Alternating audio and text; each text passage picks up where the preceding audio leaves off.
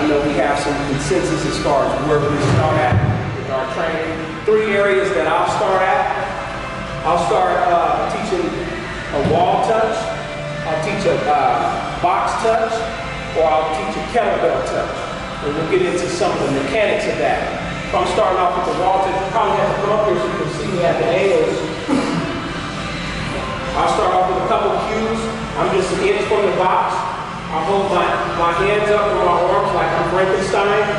Feet about shoulder width, somewhere between hip width and shoulder width. And I'm here, and I'm just touching the wall with my butt. And all we're talking about is the mechanics of the hip hinge, right here. Why do I want to do that? You have clients who go to poop every single day, you know, so they have to learn how to do it. But we're trying to do something in a way that we can distinguish ourselves as coaches from other gyms. Everything starts with a squat, a deadlift, teaching the correct way to do a push-up. We're talking about hip stability, hip mobility, shoulder stability, shoulder mobility. So we'll start here, from here, just touch the butt to the wall.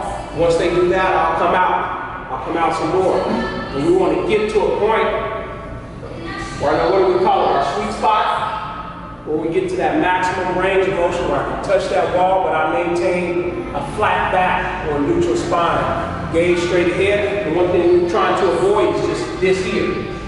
This is before we can get to a bar. Did you want to touch on that? The butt touches on the wall and some of the cues that you give, like your clients? That was pretty good. So, depending on the circumstance, the space I have available, the individual, I'll start with wall touches, and then we can also go the box touches, where it's the same thing. Feet shoulder width apart. I'm in my Frankenstein position. Feet are straight ahead. Now, when we talk about the screwing mechanism in terms of creating torque in the hips, I'm just screwing my feet out. So my hands are here, weight are on my heels. Flat back, chest up, sit there. I don't want to relax. I want to be here and I'm exploding up through the heels. Gaze straight ahead, screw, and then I'm up. And when I come up out of that movement, I'll contract my glutes and embrace my core again. So I'm starting with the brace core, I'm starting with contracted glutes, screw my feet, stay rigid, and I come up with vertical hips. So going further, this is something I would add in after those two, because those two are more simple. And then we'll progress to the kettlebell touches.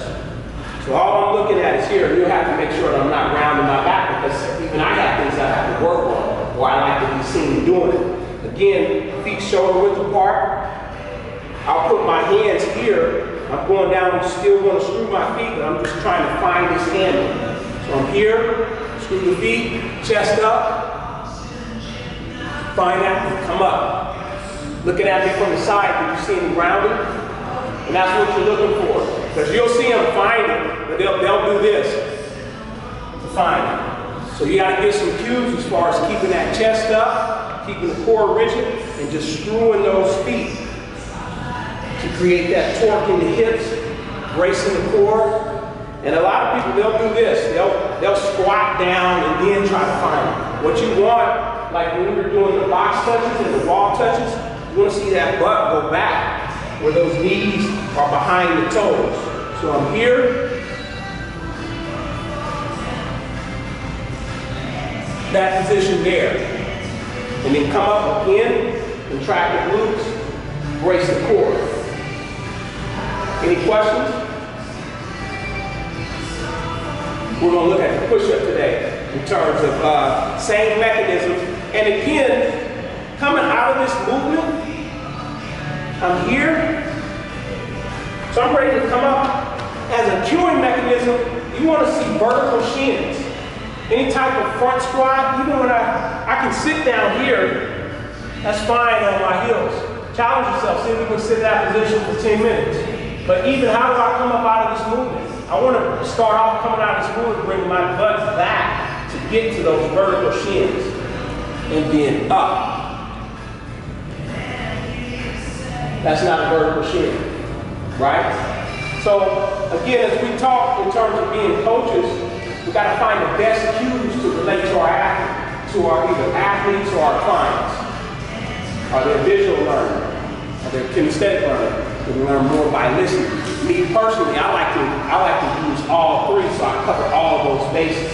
So sometimes I'll bring in the video camera and I'll tape what we're doing, and then they can see it. Then I'll talk about it. Or I might direct them to a book to go read, or something I might have put on the blog, or something I discovered from another blog.